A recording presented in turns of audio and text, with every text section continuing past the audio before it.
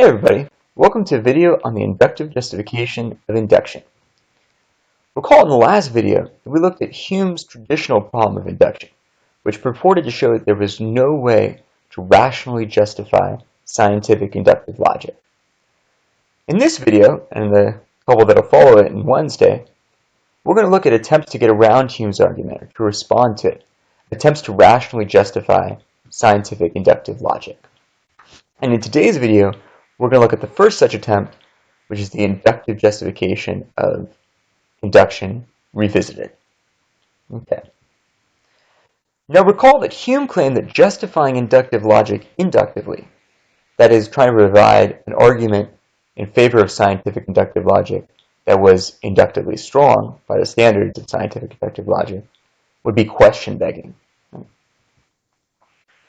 Proponents of the inductive justification of induction deny this. They think we can justify induction inductively. And this was the sort of argument that people offer to try to justify scientific inductive logic inductively. So it's something like this. Arguments that are judged by scientific inductive logic that have high inductive probability have given us true conclusions from true premises most of the time in the past. Therefore, such arguments will give us true conclusions from true premises most of the time in general, including in the future. So this is an inductive justification for scientific inductive logic. We could state it more simply like this. Scientific logic has been reliable in the past, therefore scientific logic will be reliable in the future. Something like this is a very intuitive thought that a lot of people have when they first come across the problem of induction. They're like, well, why should we use induction or scientific inductive logic? Well, because it seems like that sort of reasoning has done really well for us in the past, so let's keep doing it. Now, Hume says that such arguments are question-begging because they are themselves inductive arguments, right? They are being judged as good by the standards of inductive logic, and what we're trying to justify is inductive logic itself, in particular scientific inductive logic. So how can we be employing arguments in favor of scientific inductive logic, that is, arguments to justify scientific inductive logic, whose quality we can only assess by using scientific inductive logic? Now, in response to this worry, the sophisticated proponents of inductive justification of induction distinguish different levels of arguments and correspondingly different levels of scientific induction, and they think that this helps them get out of the charge of being question-begging or using circular reasoning. So let's look at how this goes. First, we'll understand what the different levels of argument that we're talking about are. So we'll start with first-level arguments. First-level arguments are just straightforward arguments about individual things and events. So here's a classic example. I've been using all these Shrek examples. So first premise, all ogres are green. Second premise, Shrek is an ogre. Conclusion, thus Shrek is green. Right? This is just an argument about Shrek being green and ogres being green. Right? This is a first-level argument. Here's another example of first-level argument. Many ogres have been observed, and they're all green. Shrek is an ogre, thus Shrek is green. But that this argument, unlike the first one, is deductively invalid. Right? The first argument, all ogres are green, Shrek is an ogre, thus Shrek is green. This is deductively valid. If the premises are true, the conclusion's got to be true as well. This second premise is not deductively valid, but relative to any sort of intuitive scientific inductive logic that we create, this would come out as an inductively strong argument, right? We've observed many ogres, they're all green, and then we just find out that Shrek is an ogre. Well, that's going to make it probable that Shrek is green too, right? So not deductively valid, but inductively strong.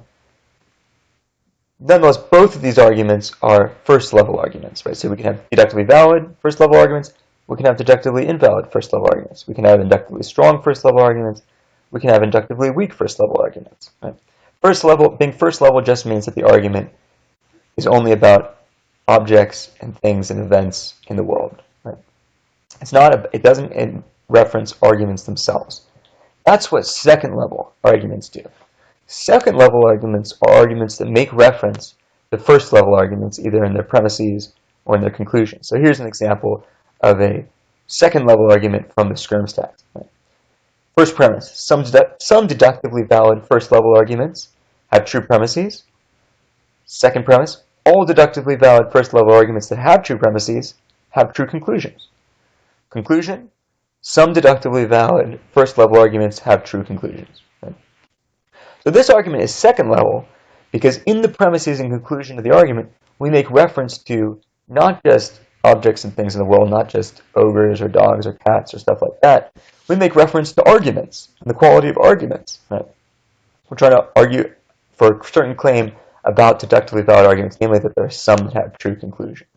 Right? So this is what we call a second level argument. You can probably guess maybe then what a third level argument could be. A third level argument is going to be an argument that makes reference to second level arguments. Right? So a second level argument makes reference to first level arguments. Third level argument makes reference to second level arguments. Fourth level argument makes reference to third level arguments, and so on. So we get a hierarchy of different levels of arguments. And this is represented in a nice table in the Scrims textbook. Yes, okay, excuse me. This is represented in a nice table in the Scrims textbook. We can see here we have the different levels of argument listed out. So we have level 1 arguments or first level arguments. These are arguments that are just about individuals. Then we have second level arguments. These are arguments about level 1 arguments. We have then third level arguments, which are arguments about level 2 arguments, and so on. And in general, we have through level K, where level K arguments are arguments about K minus 1 arguments. And of course, level K plus 1 arguments would be arguments about level K arguments, and so on. Right? And here on the right side, we have the different components of our scientific inductive logic. So the proposal here is that we need to make scientific inductive logic somewhat more complicated. We need it to have a set of rules for judging the quality of inferences in each of these different kinds of arguments. So we have rules for assigning inductive probabilities to arguments of first level, or level 1. We have rules for assigning inductive probabilities to arguments on the second level, and on the third level, and in general, we have rules for assigning inductive probabilities to arguments on any level K, okay, where K is a natural number. This is the structure that the proponent of the inductive justification of induction is telling us that scientific inductive logic takes. We have to have this hierarchy of different rules by which we assign inductive probabilities to arguments of different types. Okay, now how do we use this to try to justify in scientific inductive logic in a non-question begging way? Well, the proposal is that we're going to try to justify each of these individual levels of our scientific inductive logic individually, and then claim that's sufficient to make the whole thing justified. Okay, so let's see how we're going to try to justify scientific inductive logic as it concerns its rules for first level arguments or arguments of level 1. So justifying first level induction. Well, here's an argument to justify first level induction. It's one premise. Strong first level arguments, that is first level arguments that have been recognized as having high inductive probability by our scientific inductive logic, have tended to yield true conclusions from true premises in the past. Therefore, strong first level arguments will generally yield true conclusions about true premises in the past and the future. Right? So we're claiming that the first level arguments, right, that our scientific inductive logic recognizes as strong are in fact strong. Right?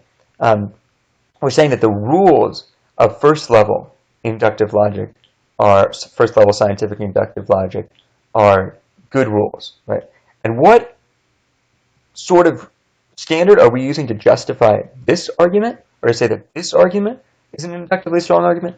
Well, not rules of level 1, which are what we're trying to justify in the conclusion of the argument, but rather rules of the second level, right? So we'll judge this argument to be inductively strong by second level standards. Okay, so that's how we get out of the circle, right? Here we have an argument that's trying to justify the first level rules of scientific inductive logic. But this argument itself, the reason we're able to say it's a strong argument is not by referring back to those first level rules, but by referencing the second level rules, okay, or the second level standards of scientific inductive logic. And similarly, if we want to then justify, well, okay, well, what about those standards we just employed, the standards of second level arguments of our scientific inductive logic? How do we justify those standards? Well, we're going to offer an argument for them, an argument that looks something like this, perhaps. Strong second-level arguments have tended to yield true conclusions from true premises in the past. Thus, strong level arguments will generally yield true conclusions from true premises in the past and in the future.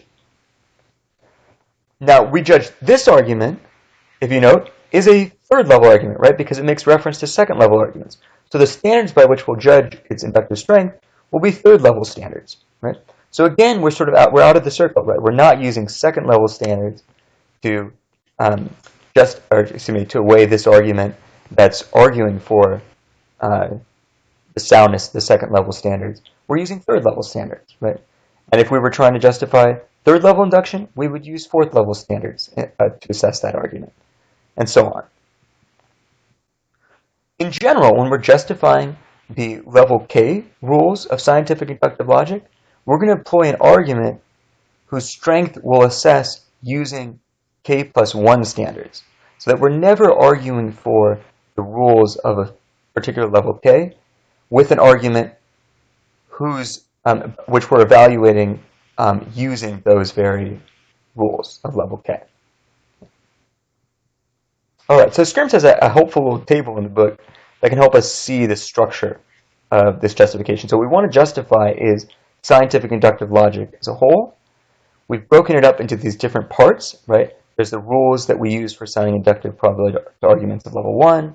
There's the rules that we use for assigning inductive probabilities to arguments of level 2, and so on, right? And these rules all together make up our scientific inductive logic. And if we want to justify first-level rules, well, we offer a second-level argument. And so the standards we apply to evaluate that argument are second-level standards. If we want to justify those second-level standards or those second-level rules, we're going to offer a third-level argument, right? Which will then be judged according to third-level standards, and so on. So we have arguments for each of our different sets of rules or standards that we're applying to assign inductive probabilities to arguments. Okay, but we've justified it in we've justified each of those sets in a non-circular way. Okay. Okay, so let's look at maybe an example here to help us see exactly how this is going. So here's a first-level argument. Right? The 99 ogres observed so far have all been green. Conclusion: the next ogre to be observed will be green. Right?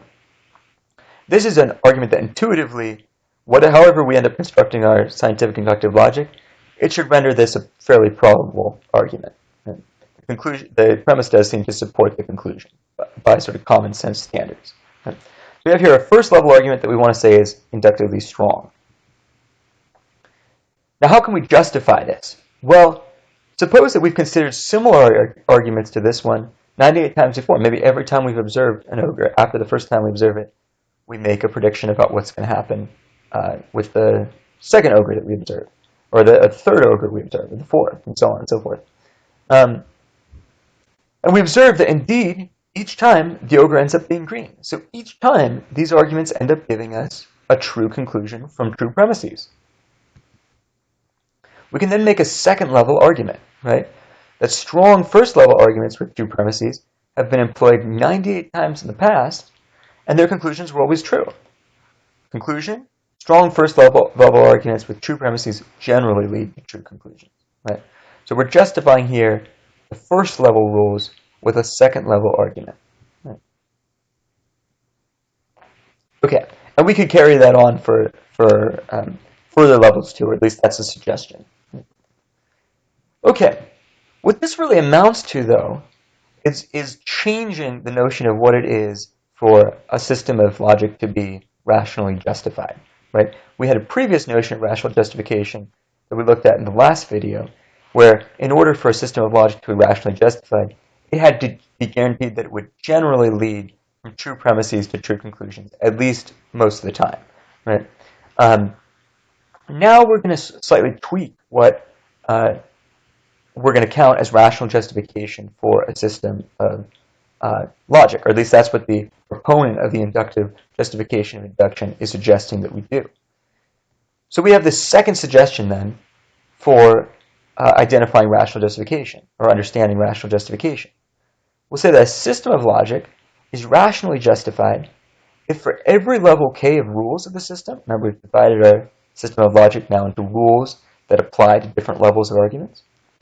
So if every level k of the rules of our system, if for every level k of rules of our system, there's an argument on the next highest level, k plus 1, which has the following features. First, it invokes only known premises, stuff we know to be true. It's judged inductively strong by the system's k plus 1 level rules. And it has as its conclusion that the rules of level k are reliable, right? i.e., that we can assign high inductive probability to arguments that yield true conclusions from true premises most of the time, right? When this happens, we'll say that the system of logic is rationally justified, right? We could go through and see that deductive logic will come out as rationally justified by this notion of rational justification, as long as we assume that deductive validity entails inductive strength. Okay, so note that in order for a system of inductive logic to be rationally justified in the sense of suggestion 2, it has to be inductively coherent with the facts. That is, whether a system of inductive logic is rationally justified depends not just on the internal structure of the logic itself, at least in general, it doesn't, but also sometimes about external facts about the world, right? So, for example, it would be possible for scientific inductive logic to come out as rationally unjustified on suggestion 2. So, for example, if the world were so chaotic that new observations never aligned with old ones, so, we see some green ogres and it, leads to not green ogres next time, or we see, gray elephants and it leads to not gray elephants the next time, right? Every time we get some observations, the next thing we observe is totally different, right? If the world were like that, then we would have a good second-level argument by the standards of scientific inductive logic that first-level rules of scientific inductive logic are not good, and hence that the whole system of scientific inductive logic is unjustified. Okay? So, on the notion of rational justification that's implicit in or explicit in suggestion 2, scientific inductive logic might come out to be unjustified, right? In some possible worlds. Just that in the actual world, scientific inductive logic's worked very well, so it ends up coming out as justified. But its justification is sort of a contingent matter on this notion of justification. Okay. Now, it does seem that scientific inductive logic is inductively coherent with the facts and rationally justified in the sense of suggestion 2, right? First level induction rules seem like they've worked really well. Second level seem like they've worked really well. Third level, and so on. But we might ask, is this really enough to establish that we should use scientific induction rather than some other system we could come up with? Right? It doesn't seem like it is. Right? So here's the worry, right? We could consider another radically different, in fact crazy system of inductive logic that's also rationally justified in the sense of suggestion 2. Right? The example we'll consider is counterinductivism. Now, according to the system of counterinductive logic, things will go radically different in the future than in the past, and they'll go radically different among unobserved entities than they will among observed ones, and so on. So in counterinductive logic is sort of the opposite of scientific inductive logic. Right? So here would be an example of a weak counterinductive argument. Most ogres observed have been green, therefore the next ogre observed will be green. Right? This is an argument that we said intuitively is an inductively strong argument. But by the standards of counterinductive logic, this would be a weak argument, right? Because counterinductive logic, you expect the future and the unobserved to be very different than the past and the observed. An example of a strong counterinductive argument would be something like,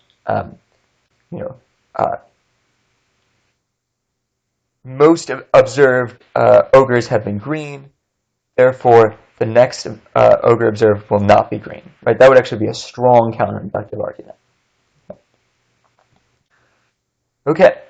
Well, the concern here is that counterinductive logic, which we know is crazy and totally different than scientific inductive logic, can be rationally justified in the sense of suggestion 2, just like scientific inductive logic can.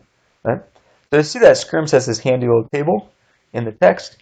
So we'll look at right on the right-hand column, we have justifying arguments for the counterinductivist, and on the left-hand column, we have justifying arguments of the scientific inductivist, and then we have these ranked from according to the level of argument we're considering.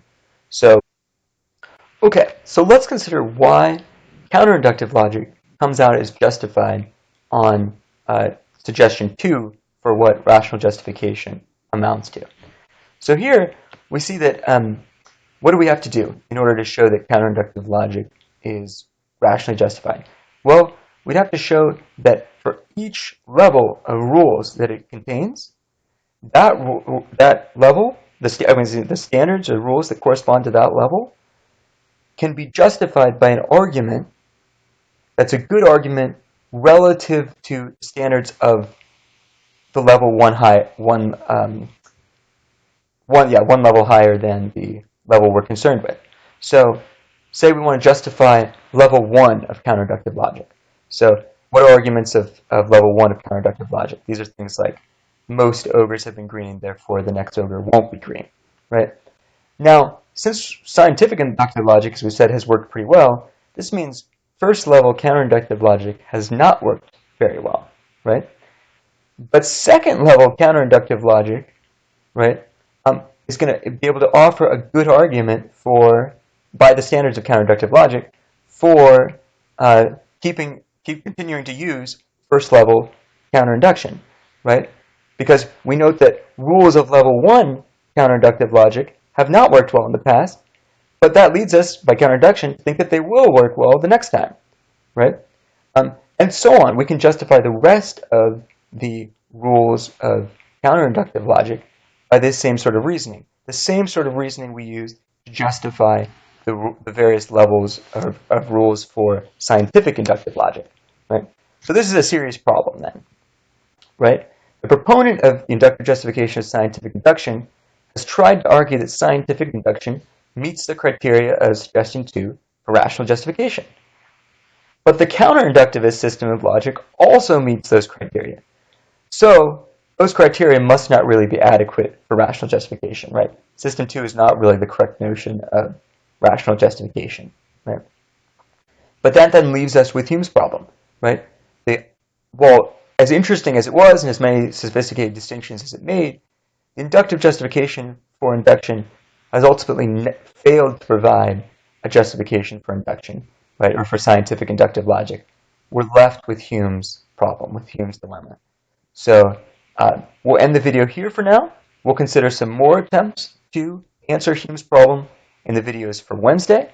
So please don't forget to fill out the participation poll for this video, and I'll see you next time.